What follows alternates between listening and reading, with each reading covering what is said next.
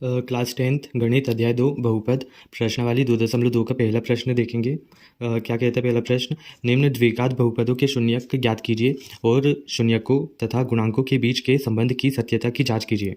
देखिए, द्विघात बहुपद आपको पहले पहले जो वीडियो अपलोड किए गए उनमें पता चल गए होंगे, फिर भी मैं बता देता हूँ कि द्विघात बहुपद मतलब जिस बहुत सारे बहुपदों मतलब पद से मिलकर बहुपद बनता है और x की घात जितनी होती है, मतलब अभी तो यहाँ पर 2 है तो फिर ये क्या होगा, द्विघात बहुपद होगा। लेकिन अगर 3 होती तो त्रिघात बहुपद होता, और अगर 1 होती तो इसे रेखिक बहुपद कहते हैं। ठीक है, और इसके शून्य क्या होंगे? शून्य यानी एक ऐसी वैल्यू जिसे हम इस समीकरण में रखेंगे, मतलब x की जगह पे रखेंगे तो इस पूरे समीकरण का मान शून्य हो जाएगा। उसे उस द्विघात बहुपद के शून्य कहते हैं। ओके, फिर आगे क्या बोल रहा है वो कि शून्यकों तथा गुणांकों के बीच के संबंध की सत्यता की जांच कीजिए।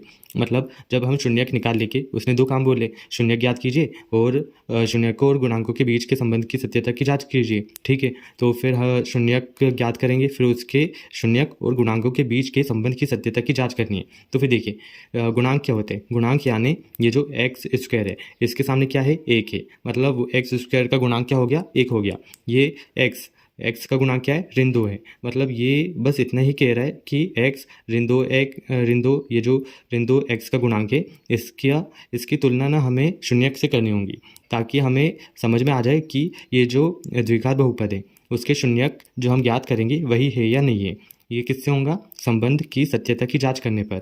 तो फिर हम सबसे पहला वाला प्रश्न देखते हैं। क्या कहता है पहला प्रश्न? पहला x square minus 2x-8। Okay, तो अब इसे हम हल करते हैं। सबसे पहले अपन को क्या लिखना होगा? दिया है अपन को क्या दिया हुआ है? द्विघात बहुपद। क्या है द्विघात बहुपद? एक्स स्क्वायर माइनस 2x ऋण 8। ओके, अब इसके आगे की जो स्टेप है उसके लिए हम थोड़ा सा रफ कार्य करेंगे। यहाँ पर देखिए, आपको करना क्या है, ये जो एक्स स्क्वायर का गुणांक है, एक्स स्क्वायर का गुणांक बताइए क्या है? 1 है। ओके, गुणा कर दीजिए और अचर पद लिख लीजिए। अचर पद क्या है? चिन्ह सहित अचर पद ये रहेगा ऋण 8। ओके, ये हमने गुणा कर दिया, इनका कितना आ गया? ऋण 8। ये फर्स्ट स्टेप है। ओके, फिर हमें सेकंड स्टेप में क्या करना है? हमें ना एक्स का गुणांक लिखना है। हमने यहाँ पर ये एक्स का गुणांक लिख लिया, और फिर इसके आगे की स्टेप जो है, हमें ना ये ऋण 2 को 2 भागों में विभाजित करना होगा। मतलब ये अभी एक ही संख्या है तो फिर हमें इसे ऐसा तोड़ना है कि यह 2 संख्या में विभाजित हो जाए, मतलब 2 संख्या बन जाए ये एक ही संख्या की, और वो 2 संख्या इस प्रकार होनी चाहिए कि उन दोनों संख्या का गुणा करने पर ऋण 8 आना चाहिए, और वापस से धन ऋण मतलब जोड़ने या घटाने या सोल्व करने के बाद वापस से अपने पास ऋण 2 आना चाहिए। अब ज़रा समझिए इसे कैसे करेंगे। अपन लिख लेते हैं ऋण 4 धन 2।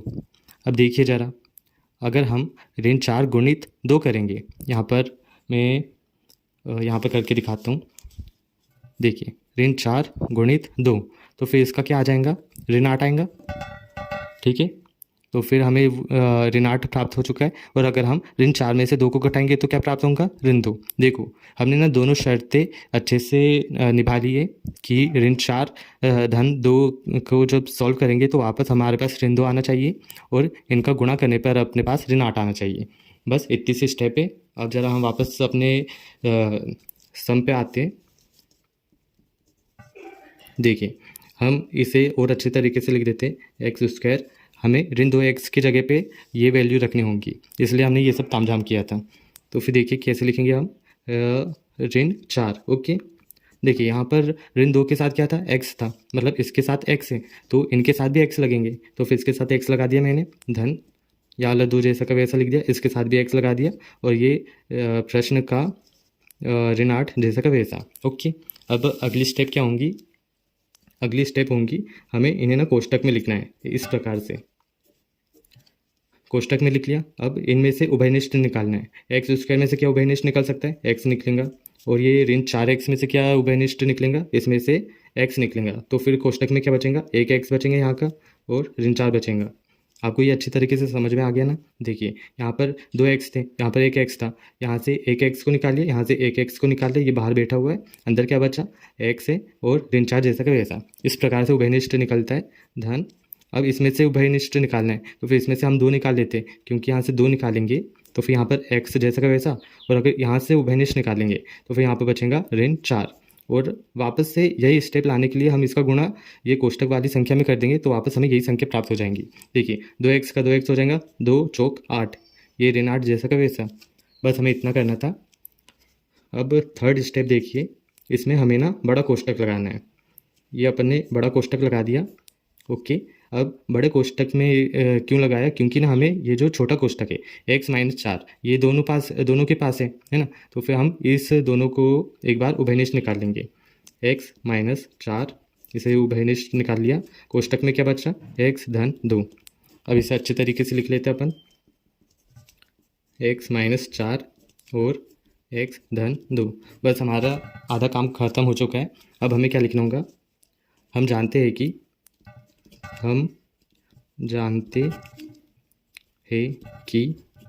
द्विघात बहुपद कौन सा द्विघात बहुपद, ये जो हमें दिया हुआ था ये x² - 2x - 8, ये मैं अभी लिख नहीं रहा हूँ। द्विघात बहुपद का मान 0 होता है तो x-4 और x-2 के बराबर से 0 लिखने पर। देखिए ऐसा क्यों किया, देखिए जब द्विघात बहुपद का मान 0 है तो फिर ये जो x-4 है, x-2 है, ये तो हमने द्विघात बहुपद को ही तोड़ मरोड़ के ये लाया है ना, तो इसके बराबर से भी हम 0 लिख सकते हैं। तो फिर हम आगे लिखते हैं, इसे कैसे लिखेंगे, x-4 बराबर इसे 0 तथा x-2 बराबर इसे 0। इससे सॉल्व करेंगे, x का मान कितना आ जाएगा, 4 आ जाएगा, और x का मान इधर ऋण 2 आ जाएगा। और यही अपने शून्यक है। और शून्यक को ना इस प्रकार से नहीं लिखा जाता है, इससे ज़रा अच्छे से लिख लेते हैं हम। अतः द्विघात बहुपद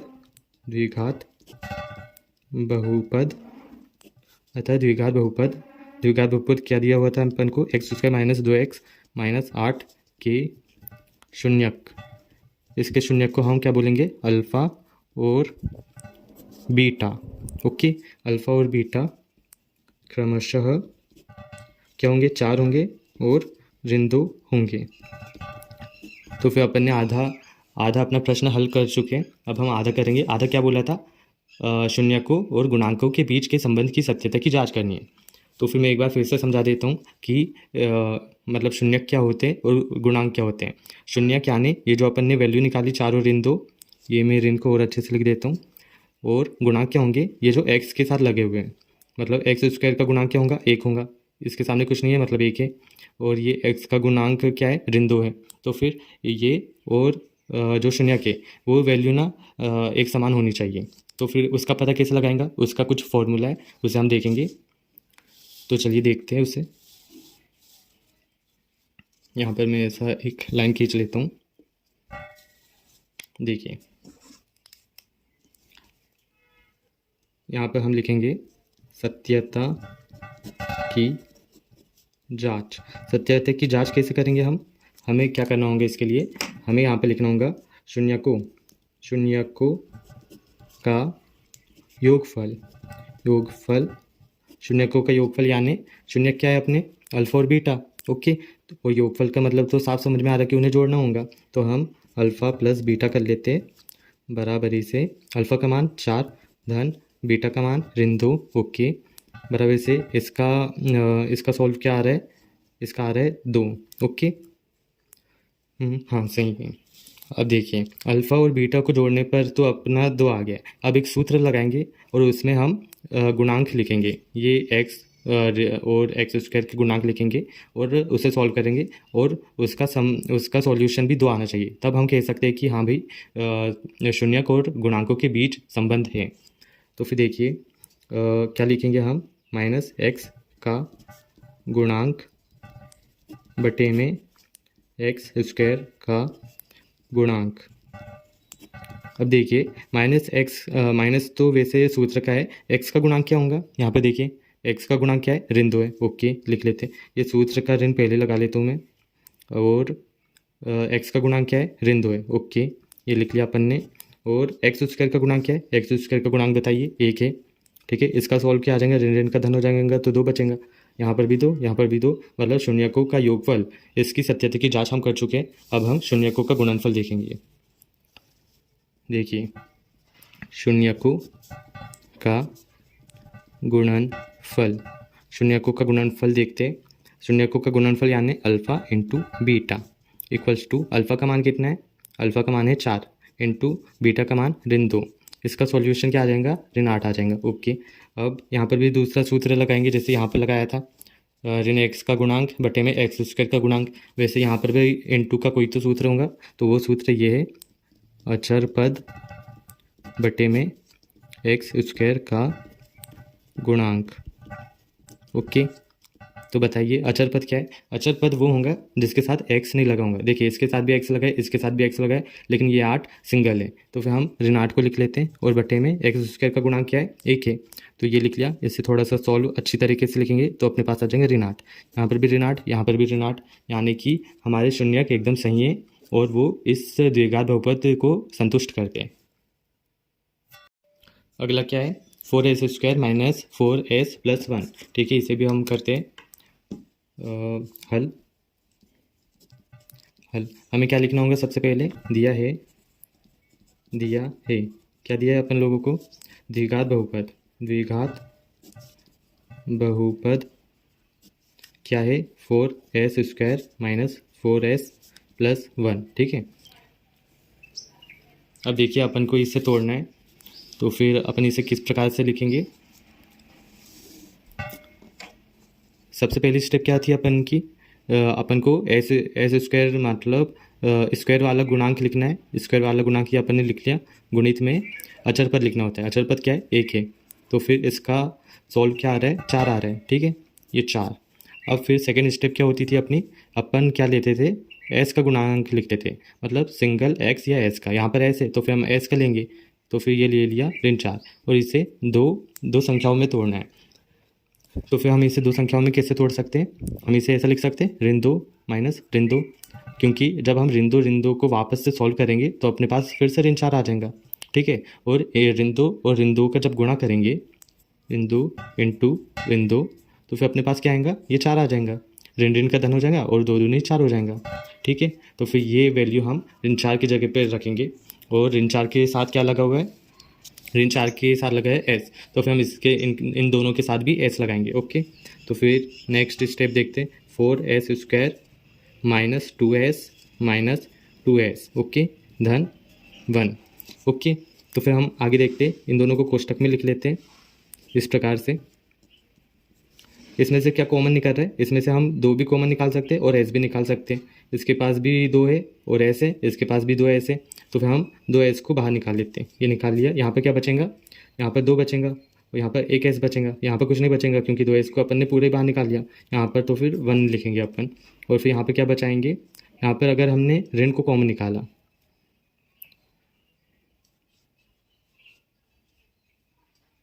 ठीक है, देखते हैं।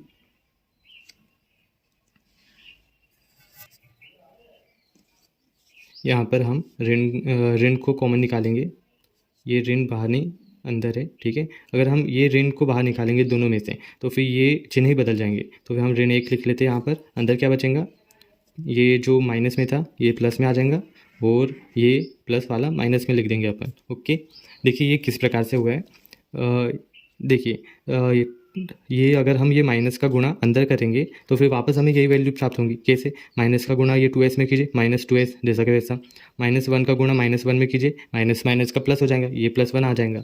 ओके, तो फिर अब हम बड़ा कोष्टक लगा देते हैं। अब हम छोटे कोष्टक वाले को ही बाहर निकाल लेते बड़े कोष्टक से, तो क्या हो जाएगा, 2s - 1, कोष्टक में क्या बचा, 2s - 1।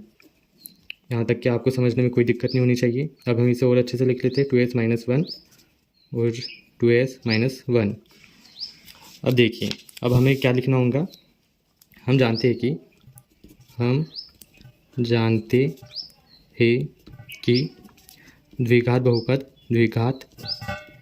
बहुपद का मान शून्य होता है, इसलिए 2s-1 तथा 2s-1 के बराबर शून्य लिखने पर तो फिर हम लिख लेते हैं, क्या हो जाएगा 2s-1 बराबरी से 0 तथा 2s-1 बराबरी से 0।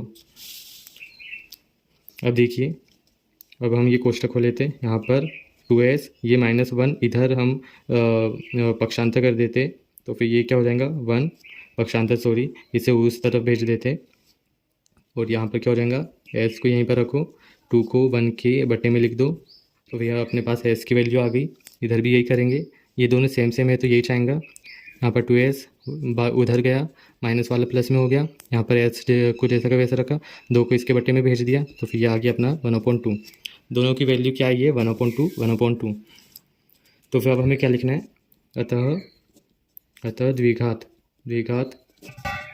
बहुपद 4s² - 4s + 1 के शून्यक अल्फ़ा और बीटा क्रमशः 1/2 होंगे।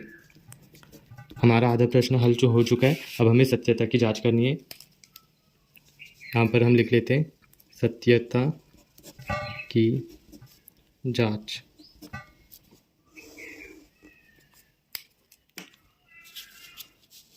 तो फिर देखिए, यहाँ पर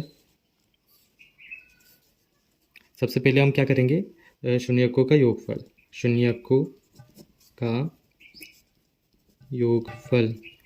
योगफल यानी अल्फ़ा प्लस बीटा बराबर इससे क्या आ जाएगा, अल्फ़ा का मान कितना है, अल्फ़ा का मान 1/2 ओके, धन बीटा का मान 1/2।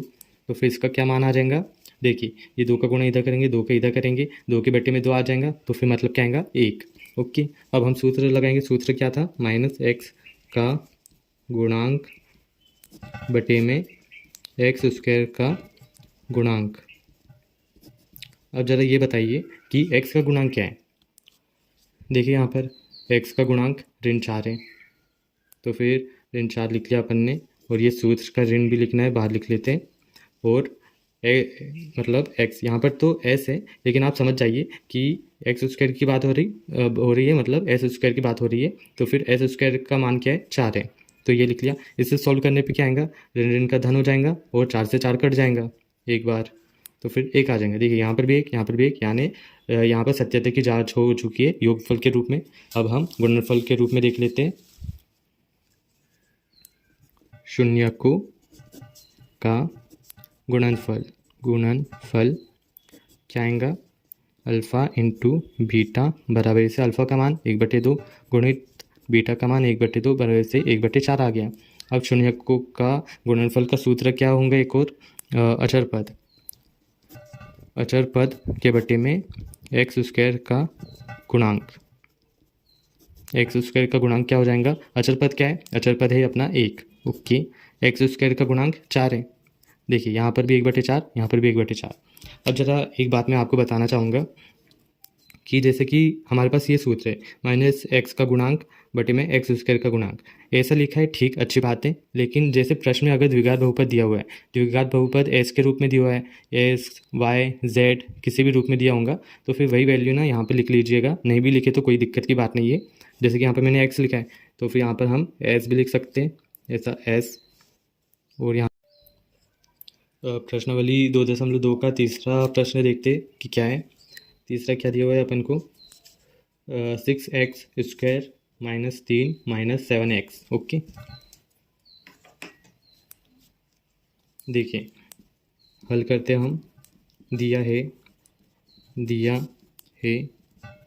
द्विघात बहुपद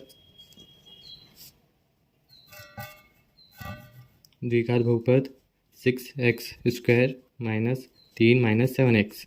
देखिए यहाँ पर थोड़ा सा ना तितर बितर कर दिया इस पदों को। हमने पहले वाले प्रश्नों में देखा था कि x वाली वैल्यू यहाँ बीच में होती है और अचर पद इधर होता है, तो फिर हम इसे पहले तो अच्छे से लिख लेते हैं। 6x² माइनस 7x ऋण 3। ओके, फिर हम क्या करते थे, इधर हम पहली स्टेप लिखते थे, ये x की वैल्यू को दो भागों में विभाजित करते थे। उसके लिए हमारी पहली स्टेप क्या होती थी, हम x का गुणांक लेते थे, x² का गुणांक लेते थे। x² का गुणांक कितना है, 6। ओके, गुणित अचर पद लेते थे, अचर पद कितना है, ऋण 3 है, ले लिया अपन ने। ये कितना हो जाएगा, 18 हो गया, ऋण 18। ओके, फिर अपनी सेकेंड स्टेप क्या होती थी, सेकेंड स्टेप होती थी हम x का गुणांक लिखते थे। x का गुणांक क्या है, ऋण 7, और इसे दो भागों में विभाजित करते थे और इस प्रकार विभाजित करते थे कि गुणा करने पे हमारे पास ये वैल्यू आए और जोड़ने या घटाने पर वापस ये वैल्यू आ जाए। तो फिर बताइए कि हम 7 को किस प्रकार तोड़ सकते हैं। देखिए यहाँ पर ना हम 9 माइनस धन 2 ऐसा लिख सकते हैं, बिल्कुल लिख सकते हैं, क्योंकि ऋण 9 का गुणा अगर मैं 2 में करूँगा, देखिए यहाँ पर करके भी दिखाता हूँ, ऋण 9 गुणित 2, तो फिर अपने पास ऋण 18 ही प्राप्त होगा, आला ऋण 18। और इसे सॉल्व करूँगा, ऋण 9 में से धन 2 गया तो कितना, ऋण 7 बचेगा। तो फिर ये वैल्यू हम इस वैल्यू मतलब 7 की जगह पर रख सकते हैं। ऐसा ना हमें तर्क करना होगा, तभी जाके ऐसे प्रश्न हल हो पाएंगे। इस ऐसे प्रश्नों की पूरी जानना यहीं पर अटके पड़ी है। अगर आपको ये समझ में आ गया तो फिर आपने पूरा सवाल कर लिया, समझ लीजिए। तो फिर हम करते आगे। 6x² minus 9। देखिए यहाँ पर ऋण 7 के साथ x लगा हुआ था, तो फिर हम यहाँ पर भी लगाएंगे, धन 2x लिखेंगे, 2x माइनस 3। ओके, अब हम आगे क्या करते थे, कोष्टक में लिख लेते थे इनको और फिर कॉमन निकालते थे। देखिए इस कोष्टक में से कॉमन क्या निकल रहे हैं, देखो x इसके पास भी है, इसके पास तो 2 है, इसके पास 1 है, और इसके पास इसमें से हम 3 निकाल सकते हैं और इसमें से भी अपन 3 निकाल सकते हैं। ओके, तो फिर हम पहले तो 3 निकाल लेते, तो ये अंदर क्या बचेगा, अंदर बचेगा 3 दूनी 6। ओके, और यहाँ पर 1 मिनट, यहाँ पर x के लिए तो जगह ही नहीं छोड़ी, x लिख लिया यहाँ पर, और कहाँ था मैं, ठीक है, इतना ये पूरा सॉल्व हो चुका है। यहाँ पर x लिख लेते और यहाँ पर माइनस लगा लेते, और ये 3 3 9 जैसा कि वैसा, और x बाहर निकाल लिया तो x खाली हो चुका है वहाँ से। अब यहाँ पर देखिए, यहाँ पर हम धन 1 बाहर निकाल लेते हैं, ठीक है, तो फिर यहाँ पर क्या बचेगा, 2x माइनस 3। देखिए मैंने यहाँ पर 1 क्यों बाहर निकाला और कुछ क्यों नहीं निकाला। देखिए पहली बात तो ये है कि इसमें से कुछ कॉमन तो निकल नहीं रहा था, और दूसरी बात यह है कि जो वैल्यू इस कोष्टक में आई है ना, वही वैल्यू इस कोष्टक में आनी चाहिए। इस प्रकार से हमें ना उभयनिष्ठ निकालना होंगे दोनों में से। इतनी बात आपको समझ में आई। आगे करते हैं। आगे हम क्या करते थे, बड़ा कोष्टक लगाते थे, बड़े कोष्टक में से छोटे कोष्टक को बाहर निकाल लो, 2x माइनस 3, और बड़े कोष्टक में क्या बचा, 3x प्लस 1। ओके, अब देखिए आगे, अब हम इसे अच्छे से लिख लेते हैं, 2x माइनस 3 और 3x धन 1। अब हम जानते हैं कि द्विघात बहुपद का मान शून्य होता है, तो 2x माइनस 3 तथा 3x धन 1 के बराबर शून्य लिखने पर क्या आ जाएगा अपने पास।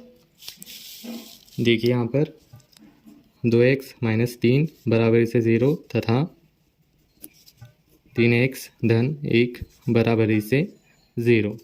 अब इसे हम ज़रा हल करते हैं। यहाँ पर 2x ऋण 3 को हम उधर भेज देंगे तो क्या हो जाएगा, धन में हो जाएगा, x ये 2 को भी इधर भेज दीजिए, तो यहाँ पर बचेंगे x 3/2। ये एक बार x की वैल्यू आ गई, और इधर क्या होगा, 3x, ये 1 को उधर भेजिए, ऋण 1 हो जाएगा, 3 को फिर से उधर भेजिए, यहाँ पर अकेला x बचेगा, ऋण 1/3। तो ये दोनों वैल्यू आ चुकी। तो फिर इसे लिखने का ढंग कैसा होता है, अतः द्विघात बहुपद क्या था अपना, द्विघात बहुपद 6x² माइनस 3 माइनस 7x के शून्यक अल्फा तथा बीटा के मान क्रमशः 3/2 तथा ऋण 1/3 होंगे। अब देखिए आगे अपन को क्या करना है, आगे हमें सत्यता की जांच करनी है। तो फिर हम यहाँ पर लिख लेते हैं सत्यता की जांच। तो फिर देखिए यहाँ पर हम सबसे पहले क्या करते हैं, शून्यकों का योगफल, शून्यकों का योगफल, शून्यकों का योगफल क्या होगा, अल्फ़ा प्लस बीटा बराबर, इसे अल्फ़ा का मान बताइए 3/2 धन बीटा का मान ऋण 1/3। इसे सॉल्व करेंगे तो क्या आएगा, ये हो जाएगा 3 3 9, इधर 2 गया, 7 बचा, ऋण 7/6, ऋण 7/6। ओके, इसे सॉल्व करेंगे तो अपने पास आएगा ऋण 7/6। अब सूत्र लगाएंगे हम, सूत्र क्या था, ऋण x का गुणांक बटे में एक्स स्क्वायर का गुणांक। ओके, तो फिर यहाँ पे देखिए ऋण पहले लगा लेता हूँ मैं सूत्र का। x का गुणांक क्या है, x का गुणांक है अपना ऋण 7, यहाँ पर ऋण 7 लिख लिया अपन ने। ओके, यहाँ पर धन आएगा, ये 9 क्योंकि चिन्ह बड़ी संख्या का लगता है। ओके, और बटे में एक्स स्क्वायर का गुणांक क्या है, 6 है। अब इसे सॉल्व करेंगे तो अपना 7/6 ही आएगा, इसकी तरह ये दिख रहा है। ठीक है, अब हम शून्यकों का गुणनफल भी देख लेते हैं।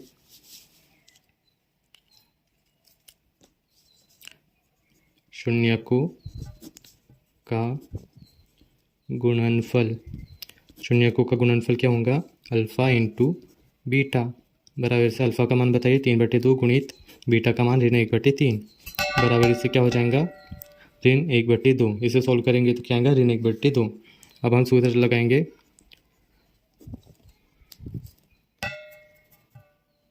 अचर पद के बटे में एक्स स्क्वायर का गुणांक। ओके, अचर पद क्या है बताइए, अचर पद वही वो जिसके साथ एक्स नहीं होता है, या मतलब ये ऋण 3 के बटे में एक्स स्क्वायर का गुणांक क्या है, 6 लिख लिया अपन ने। इसे सॉल्व करेंगे, 1 दूनी ये ऋण 1/2, यहाँ पर भी ऋण 1/2, यहाँ पर भी ऋण 1/2। चौथा प्रश्न देखिए, हल क्या दिया हुआ है अपन को, द्विघात बहुपद, द्विघात बहुपद क्या दिया हुआ है अपन को, 4u² + 8u। अब देखिए यहाँ पर द्विघात बहुपद में अब हमें अचर पद तो दिया ही नहीं हुआ है, तो फिर वो जो हम स्टेप करते थे कि भाई यू मतलब एक्स स्क्वायर का गुणांक लेते और अचर पद लेते, उनका गुणा करते, फिर जो वैल्यू आती है उस वैल्यू वही वैल्यू अपने मतलब सिंगल एक्स वाली की वैल्यू को 2 भागों में विभाजित करने पे आनी चाहिए थी, लेकिन यहाँ पर ऐसा कोई सिस्टम ही नहीं है। तो फिर अपन को क्या करना होगा, हमें इसे दूसरी मेथड से करना होगा। दूसरी मेथड कोई कुछ ज़्यादा खतरनाक नहीं है, उसे अपन किस प्रकार करेंगे, 4u² + 8u लिखा। ओके, अब ज़रा देखिए इसमें से ना 4 भी कॉमन निकल रहा है और एक u भी, इसके पास भी u है, इसके पास भी u है, इसके पास भी 4 है, इसके पास भी 4 है। एक मिनट, मैं आपको ना अच्छी तरीके से बताता हूँ कि इसके पास 4 कैसे है। अपन इसे 4u² जैसा का वैसा लिखा, प्लस मैं ये 8 को ऐसा लिख सकता हूँ क्या, 2 गुणित 4 इंटू यू लिख सकता हूँ, बिल्कुल लिख सकता हूँ, क्योंकि ये गुणा करने पर वापस यही वैल्यू प्राप्त होंगी। तो फिर अब हम एक कोष्टक लगाएंगे और इसमें से 4u को कॉमन निकाल लेंगे। ये ज़रा 4 और u ज़रा एक जैसे दिख रहे हैं, तो मैं क्या कर सकता हूँ, कुछ नहीं कर सकता हूँ, इसे थोड़ा ऐसा मोड़ लूँगा। ठीक है, u को थोड़ा ऐसा मोड़ के लिखूँगा तो फिर आपको समझने में सुविधा होगी। 4u को ऐसा कॉमन निकाल लिया अपन ने। ओके, तो कोष्टक में क्या बचा, यहाँ पर बस u बचा, u प्लस यहाँ पर क्या बचा, 4 बचा, 4 नहीं 2 बचा, सॉरी। तो फिर इसे और अच्छे से लिख लेते, 4u कोष्टक में u + 2।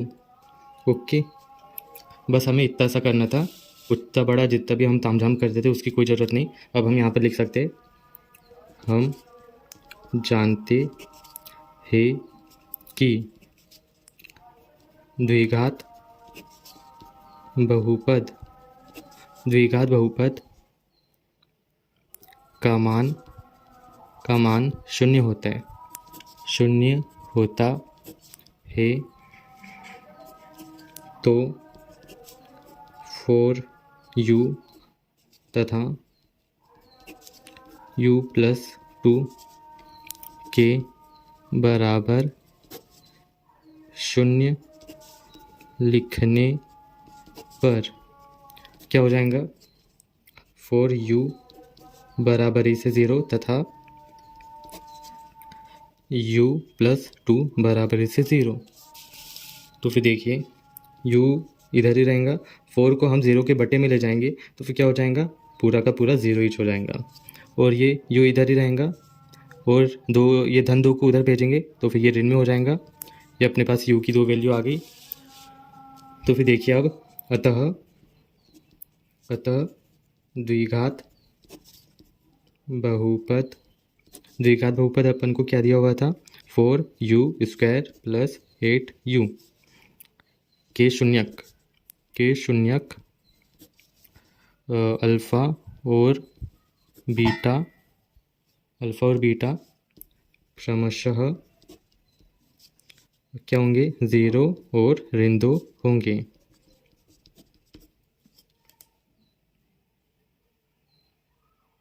ठीक है। तो फिर अपन शून्यक निकाल चुके, अब हम सत्यता की जांच करेंगे। तो फिर हम लिखते हैं सत्यता की जांच।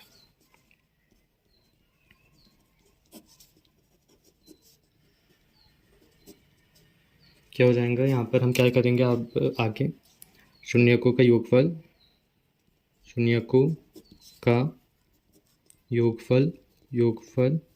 क्या हो जाएगा? अल्फ़ा प्लस बीटा क्या हो जाएंगे? अल्फ़ा का मान बताइए 0 है, धन बीटा का मान ऋण 2 है, तो इसका सोल्व क्या आएगा? ऋण 2 आएगा। अब हम यहाँ पर क्या लिखेंगे? सूत्र लिखेंगे। क्या है सूत्र? ऋण x का गुणांक बटे में x² का गुणांक। क्या है? पहले ये ऋण लिख लो सूत्र वाला। x का गुणांक क्या है? x का गुणांक यानी u का गुणांक, मतलब एक खाली x है, इसके ऊपर कोई घात है क्या? नहीं है, मतलब सिंगल x है। इसकी एक ही घात है, इसकी भी एक ही घात है, मतलब मैं इसकी बात कर रहा हूँ। इसका मान कितना है? 8 है, 8 लिख लिया मैंने। x² का गुणांक मतलब u² का गुणांक कितना है? 4 है, इसे भी लिख लिया। इसे काट दिया अपन ने 2 बार, तो फिर कितना आ गया? ऋण 2। यहाँ पर भी ऋण 2, यहाँ पर भी ऋण 2, मतलब शून्यकों का योगफल एकदम अपन ने सही किया है। सत्यापित की जांच हो चुकी है। अब हम शून्यकों का गुणनफल देखेंगे। शून्यकों का गुणनफल देखिए, अल्फ़ा इंटू बीटा बराबर से अल्फ़ा का मान बताइए 0 इंटू बीटा का मान ऋण 2। देखिए ये तो 0 हो जाएगा, क्योंकि 0 में किसी भी संख्या का गुणा करो 0 ही चाहते हैं। अब यहाँ पर सूत्र लगाइए। अचर पद के बटे में x² का गुणांक। देखिए यहाँ पर अचर पद तो दिया हुआ नहीं है, तो फिर नहीं दिया हुआ है मतलब 0। x² का गुणांक क्या है? मतलब u² का गुणांक 4। इसे सॉल्व करेंगे तो क्या आएगा? 0, यहाँ पर भी 0, यहाँ पर भी 0, मतलब अपना प्रश्न एकदम सही है और उसके जो दोनों शून्यक है वो भी एकदम सही है। अब देखिए पांचवा क्या है? t² minus 15। अब यहाँ पर हमें चौथे प्रश्न की तरह इसमें भी एक वैल्यू नहीं दी गई है। कौन सी वैल्यू नहीं दी गई है अपन को? x वाली वैल्यू, मतलब अपन उससे बोल सकते हैं अभी t वाली वैल्यू। तो फिर दिया है क्या? t² minus 15। ओके, तो फिर इसमें हम क्या कर सकते हैं? इसे भी अलग मेथड से करना होगा। वैसे देखा जाए तो अलग मेथड ना जो इस प्रश्नावली में जो मेथड बताई है उससे तो अच्छी है। तो फिर हम इसे किस तरीके से लिख सकते हैं? अगर आपको याद होगा तो फिर ये जो पांचवा वाला प्रश्न है वो एकदम ना उदाहरण नंबर 3 के जैसा है। उसमें मेरे ख्याल से x² माइनस 3 था और यहाँ पर t² माइनस 15 है। अगर आपने वाला वीडियो देखा होगा और अगर उस प्रश्न को अच्छे से किया होगा तो फिर ये आपके लिए बहुत ही आसान हो जाएगा समझने में। तो फिर देखिए हम इसे करते हैं। t² माइनस करनी में 15 की घात 2। ऐसा क्यों किया मैंने? क्योंकि ये 2 से अगर 2 से हम करनी को काट सकते हैं तो फिर जैसा का वैसा अपन को प्राप्त हो जाएगा।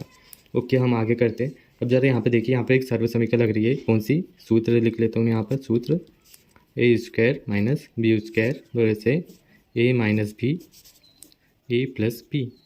ओके, देखिए यहाँ पर t² है मतलब a का स्क्वायर, माइनस है माइनस b है, b का स्क्वायर मतलब करनी 15 का स्क्वायर। तो फिर अब हम इसे आगे करते हैं। कैसे लिखेंगे हम? t माइनस करनी में 15, ओके, और इधर t प्लस करनी में 15। ये लिख लिया अपन ने। अब अपन को कुछ नहीं करना है। अब हम ये लिखेंगे, हम जानते हैं कि द्विघात बहुपद का मान शून्य होता है। इसलिए t माइनस करनी में 15 तथा t धन करनी में 15 के बराबर शून्य लिखने पर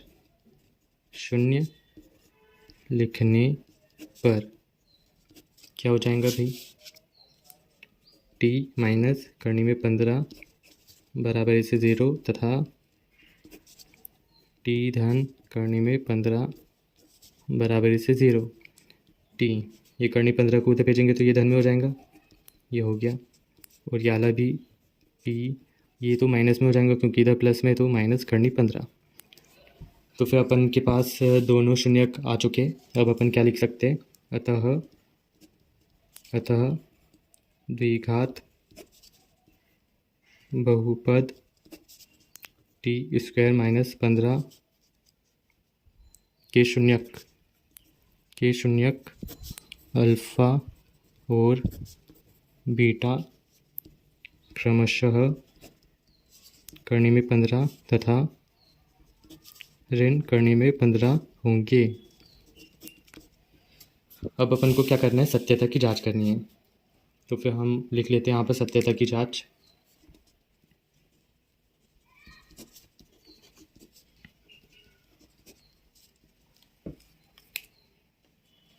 क्या हो जाएगा? शून्यकों का योगफल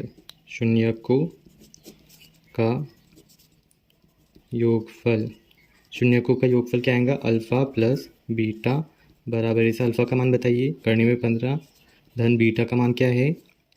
ऋण करने में 15। अब देखिए, ये धन में ये ऋण में, मतलब ये बाहर तो धन है, लेकिन जब इसका गुणा इसमें होगा तो फिर ये ऋण हो जाएगा ना, तो फिर ये ऋण में हो जाएगा और ये धन वाला है, तो फिर वैल्यू क्या आएंगी? 0। अब हम सूत्र लगाते हैं। देखिए, इस बार ना हम एक्स स्क्वायर का गुणांक नहीं लिखेंगे, इस बार हम लिखेंगे ऋण t का गुणांक। पहले हम x से काम चलाते थे, लेकिन हमारे प्रश्न में अभी x नहीं दिया हुआ है, t दिया हुआ है, तो हम t लिख लेते हैं। और t स्क्वायर का गुणांक। अब बताइए माइनस t का गुणांक क्या है? पहली बात, हमें t की वैल्यू ही नहीं दी है, तो फिर हम उसे 0 मान लेते, उसके सामने ये सूत्र का माइनस भी लिख लेते। t स्क्वायर का गुणांक क्या है? 1 है।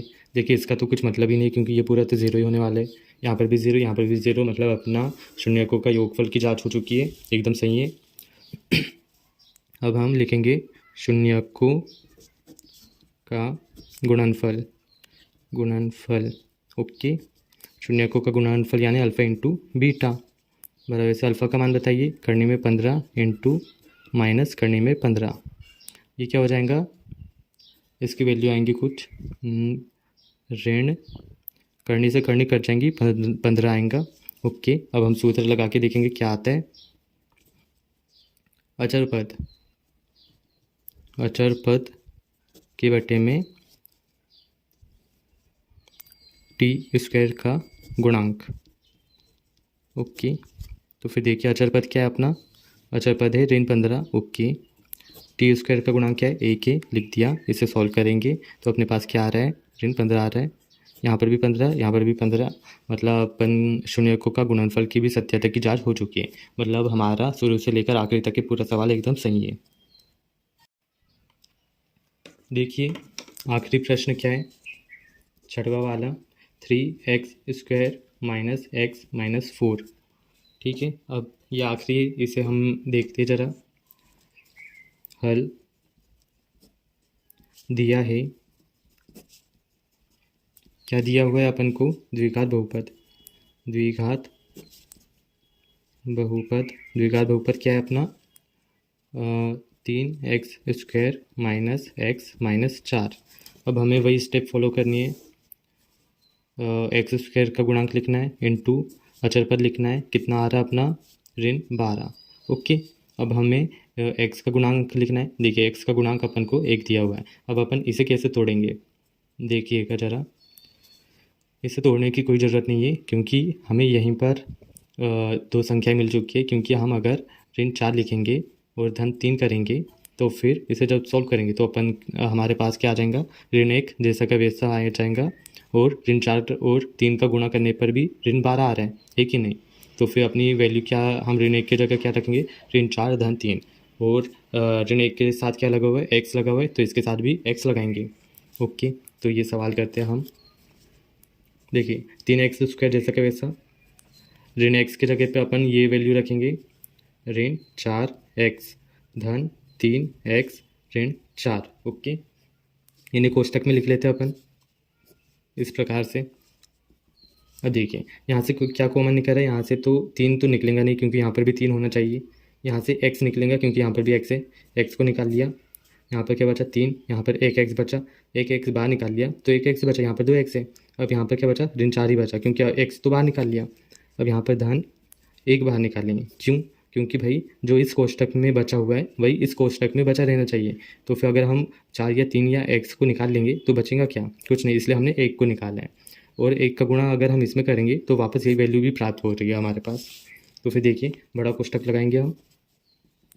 अब देखिए ये छोटे कोष्टक को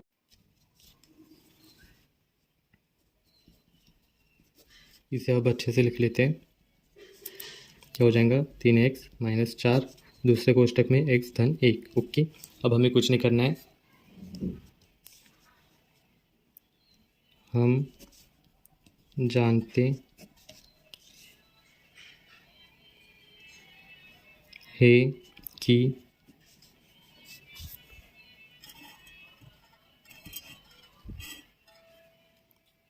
हैं कि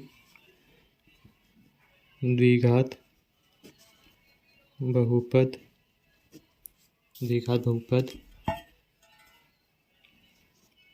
का मान 0 होता है तो 3x - 4 तथा x धन 1 के बराबर 0 लिखने पर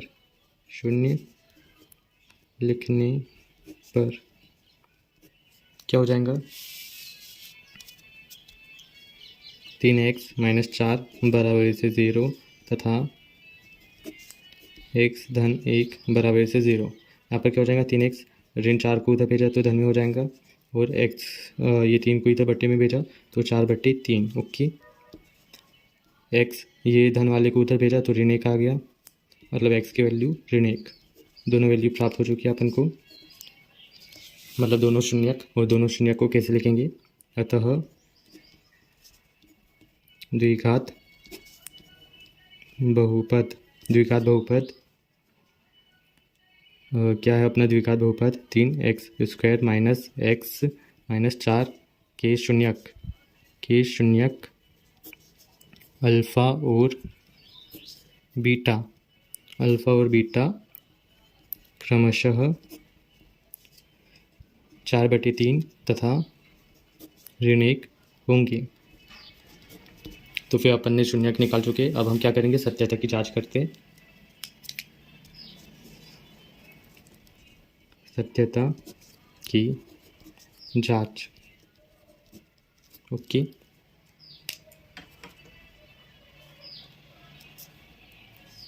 शून्यकों का योगफल, शून्यकों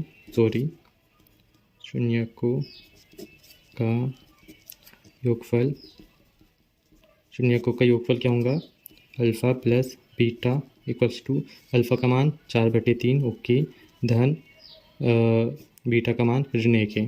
ठीक है, तो फिर से सॉल्व करेंगे हम, तो फिर क्या हो जाएगा, 1/3। ओके, इससे पूरा सॉल्व करेंगे तो 1/3 आएगा। अब हम सूत्र में देख लेते हैं, ऋण x का गुणांक के बटे में x² का गुणांक। अब ज़रा यहाँ पर एक और चीज़ समझिए कि ये जो द्विघात बहुपद है, इसे ना हम इसकी जो मेन मतलब इसका क्या बोल सकते हैं, ये इसमें तो अपन ने वैल्यू रखी है, मतलब काय की वैल्यू रखी, एक्स की भी एक वैल्यू है, एक्स की जगह पे हम ए बी सी या फिर एक्स वाई जेड कुछ भी लिख सकते हैं, एक्स वाई जेड लिखेंगे। और ये जो संख्या है उसे हम ए बी से मतलब क्या करेंगे, दर्शाएंगे। तो फिर इसका मेन ढांचा इस प्रकार होगा, A X square plus B X plus C. अचर पद को सी बोलेंगे, एक्स के साथ वाले को के गुणांक को बी बोलेंगे, एक्स स्क्वायर के साथ वाले गुणांक को ए बोलेंगे। तो एक्स का गुणांक क्या है, बी है, साथ में माइनस है, बटे में एक्स स्क्वायर का गुणांक क्या है, एक्स स्क्वायर का गुणांक ए है, तो ए लिख लिया। अब ज़रा यहाँ पर ध्यान से समझिए, बी की वैल्यू क्या है, बी की वैल्यू है ऋण 1, सूत्र का ऋण तो लिखा ही, ऋण 1 ये भी लिख लिया। ए की वैल्यू बताइए, ए की वैल्यू है 3, तो फिर 3 लिख लिया। इसे सोल्व करेंगे तो ऋण का धन 1/3, यहाँ पर भी 1/3, यहाँ पर भी 1/3, मतलब शून्यकों के योगफल की याद जांच हो चुकी है। अब हम क्या देखेंगे, शून्यकों का गुणनफल, शून्यकों का गुणनफल, शून्यकों का गुणनफल यानी अल्फ़ा इंटू बीटा। अल्फ़ा की वैल्यू बताइए, अल्फ़ा की वैल्यू क्या होंगी, 4/3 गुणित बीटा की वैल्यू ऋण 1। ओके, इसे सोल्व करेंगे तो ऋण 4/3 आएगा। ओके, अब देखिए सूत्र लगाएंगे हम, अचर पद के बटे में एक्स स्क्वायर का गुणांक। ओके, इसे सोल्व करेंगे, अचर पद क्या है, अचर पद है अपना सी, तो सी की वैल्यू है ऋण 4। ओके, लिख लिया। एक्स स्क्वायर का गुणांक क्या है, ए है, ए की वैल्यू है, देखिए इसे ऋण 4/3, यहाँ पर भी ऋण 4/3, यहाँ पर भी ऋण 4/3, मतलब शून्यकों का गुणनफल भी एकदम सही है।